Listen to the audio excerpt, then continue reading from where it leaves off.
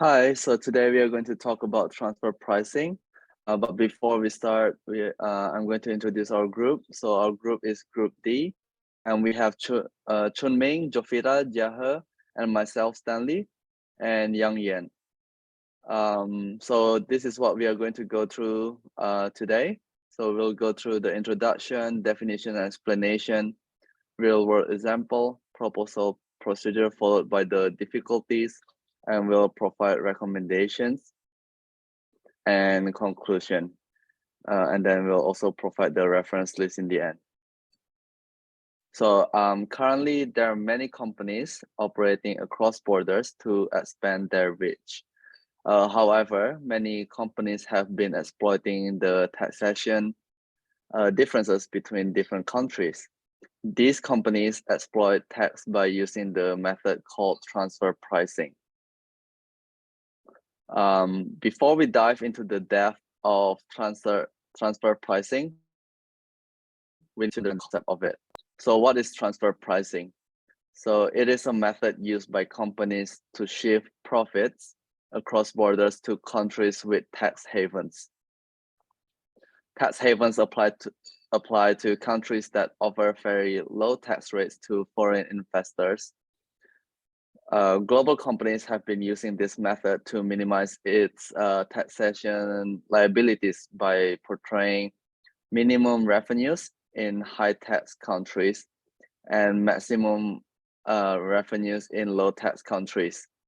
This method is done by selling products and or services at a lower rate to the company's affiliates in low tax jurisdiction and vice versa. There is empirical evidence that shows global companies pay less tax than domestic companies. In Germany, for example, the global companies reportedly have paid on average 27% less in taxes compared to the domestic companies, followed by the UK global companies who have paid on average 12.8% less taxes than those companies which only operate domestically.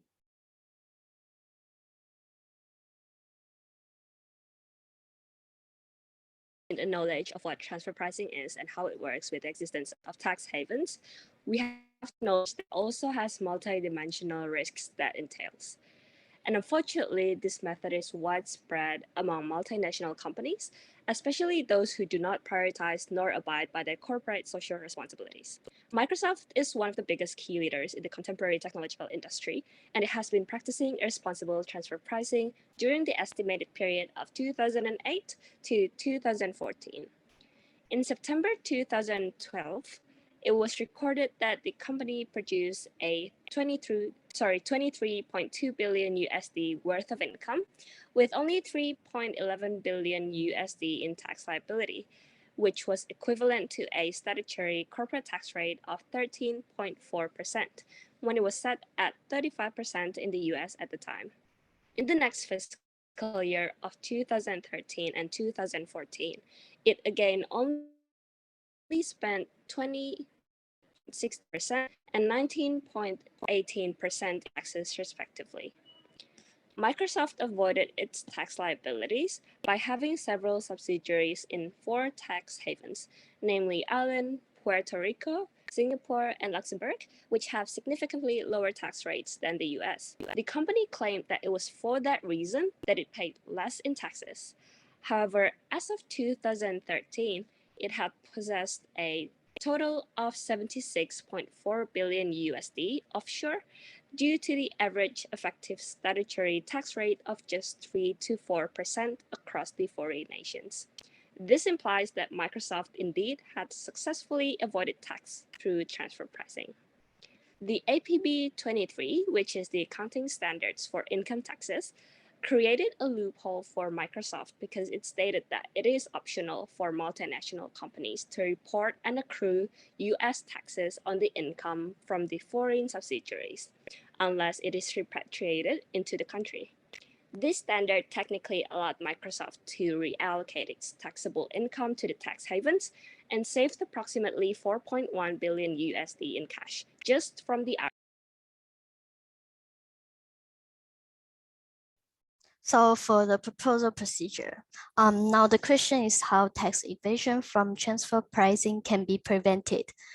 It seems that multinational companies always search for measures to earn profits that the source of which can be transferred to lower tax jurisdiction.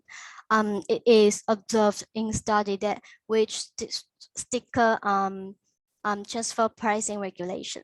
The level of investment reduces in those areas and is relocated toward other countries with lenient taxation systems, including a spillover effect.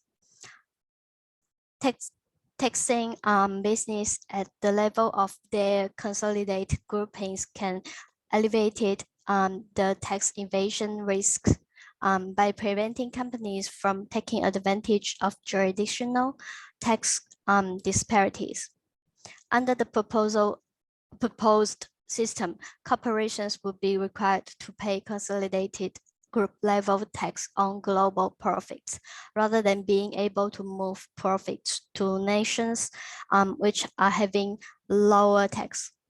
The income will be charged to tax in the jurisdiction where the supply of goods or services have been made, and group profits will be taxed at a higher rate.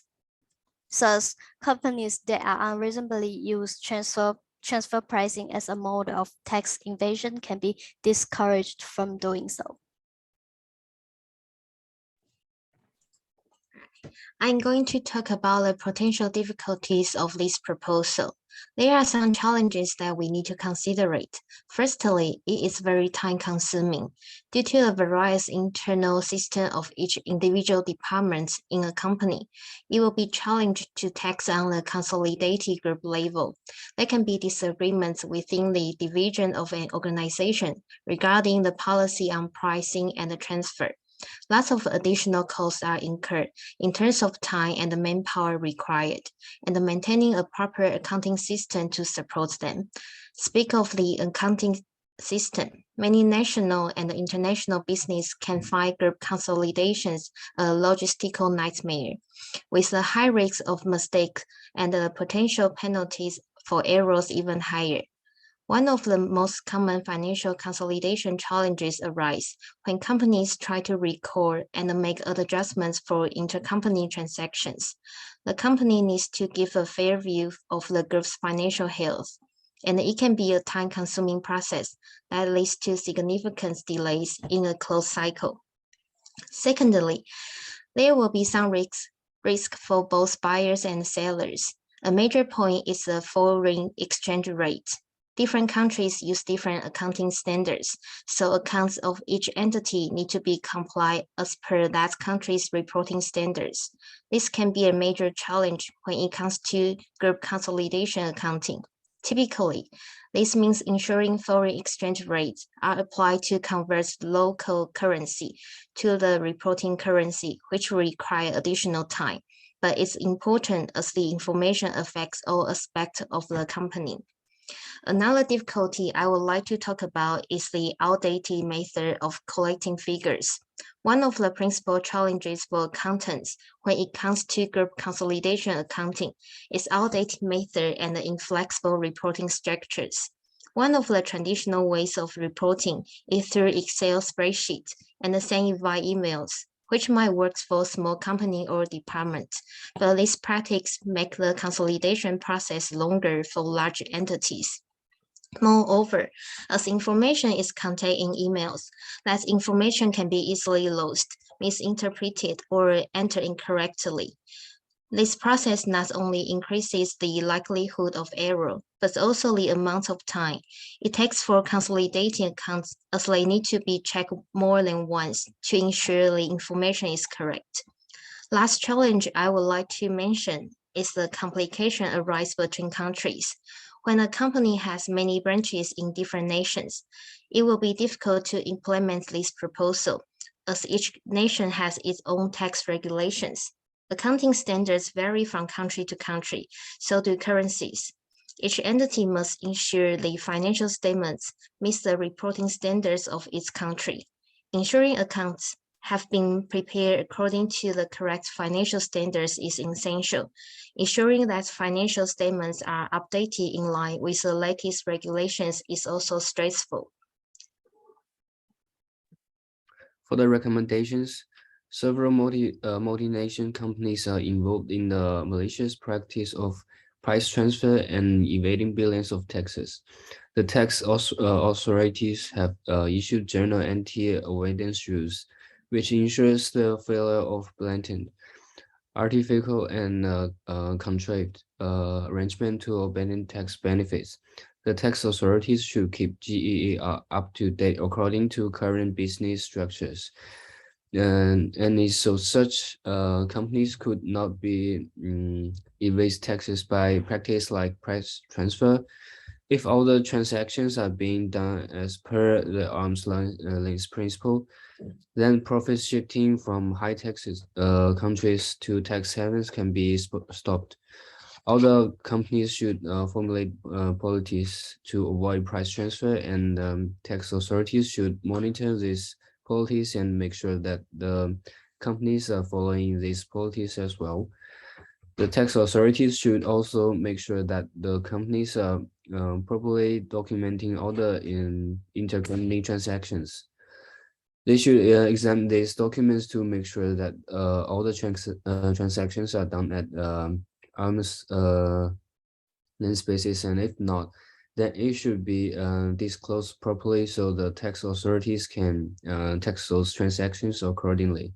The tax authorities should try to end the tax havens and make sure that the companies are being taxed fairly throughout the world. They should also revisit the tax treaties done with different countries to make sure the companies are not exploiting them to evade taxes. For the conclusion, thus we cover every aspect of the subject matter.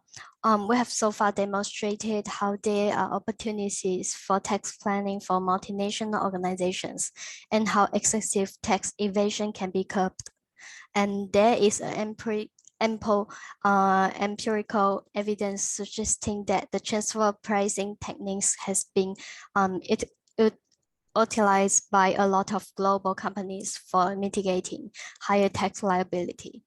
The examples of corporates having global and the domestic operations in Germany and England have been reported to pay lower taxes in global operations compared to domestic operations. Restructuring the business and relocating operations in low tax jurisdiction were found to be the primary ways of taxing planning in the most multinational companies. However, the method of preventing tax evasion through taxing business on consolidated level has been an effective measure. It also comes with many difficulties in implementations, which include the activities being time-consuming, risk exposure to both parties, and legal constraints. Lastly, recommendations for tax authorities have been provided to prevent tax evasion.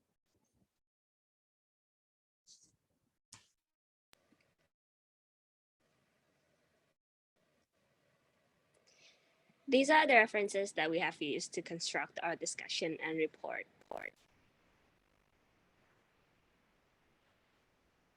And this is the end of our presentation. Thank you so much.